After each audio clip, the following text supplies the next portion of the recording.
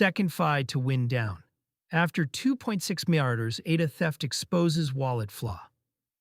SecondFi, a Cardano-based DeFi platform, is winding down operations after roughly $2.6 million in ADA was stolen through a vulnerability in its wallet setup, according to a July 22nd report from Cointelegraph.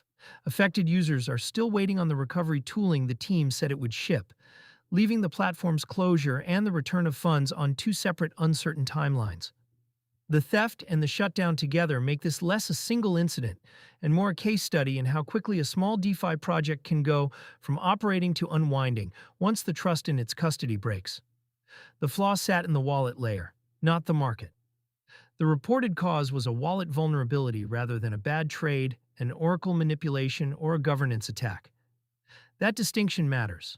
Oracle and lending exploits, like the Allbridge Core flash loan drain, abuse the economic logic of a protocol. A wallet flaw is more fundamental. It sits at the point where user funds are actually held and signed for. When that layer fails, no amount of clever protocol design downstream protects the balance. Cardano's ecosystem has been in the security conversation for other reasons this month. The recently activated Van Rossum hard fork pushed scaling changes decided by token holders, and a separate cross-chain incident hit a Cardano BNB bridge earlier in July. SecondFi's failure is a different category again. It was not the base chain or a bridge that broke, but an application built on top of it. Recovery tools that arrive after the shutdown help no one on time. The gap between announcing a wind down and delivering recovery tools is where users get stranded. A platform that is closing has little incentive and often little funding to keep engineering a fix. Staff leave. Infrastructure gets switched off to cut costs. The promise of a recovery path can outlive the team's actual ability to deliver one.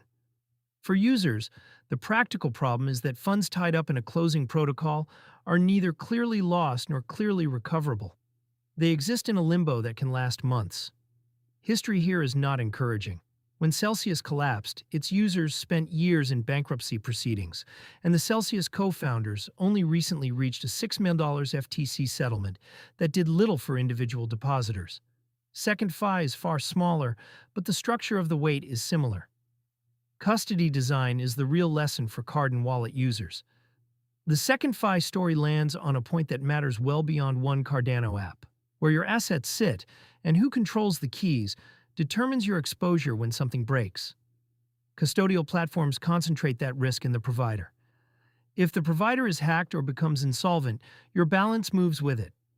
That is the counterparty risk baked into any product that holds your funds for you, including many custodial crypto card programs. Self-custody setups push control back to the user and remove that single point of failure. But they shift the burden too. A bug in the wallet you rely on, or a mistake in how you hold your keys, becomes your problem alone. SecondFi shows the darker version of that trade, where the tooling users trusted to hold ADA was itself the weak point. For anyone spending crypto directly from their own wallet, the takeaway is not self-custody is unsafe. It is that the software in the custody path deserves the same scrutiny as the yield or the rewards rate. A card or wallet is only as sound as the code signing its transactions. Small platforms fail quietly, and that is the risk. Balance Coin lost 99% of its value the same day after an Oracle exploit, and SecondFi is closing over a $2.6 million theft. Neither is a market-moving number on its own. Bitcoin traded at $65,836 and ETH at $119.20 as of July 22, 2026, both down about 1% on the day, with the Fear and Greed Index at 39. The macro tape barely registered these events.